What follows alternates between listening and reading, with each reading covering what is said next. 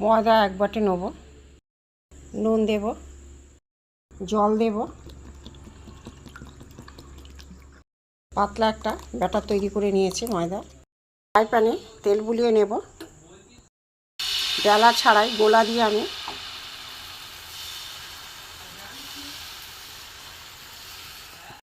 রুটিটা হয়ে গেছে। ডিম দিয়ে দেবো,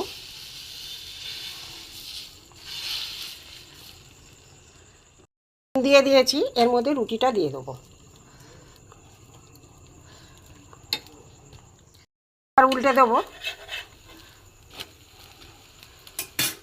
এর মধ্যে পেঁয়াজ কুচি দেবো, এতে শসা কুচি দেবো, এতে সস দিয়ে দেবো, আবার মুড়বো, রোল করে নেব। বন্ধুরা, আমার এগ রোল হয়ে গেছে।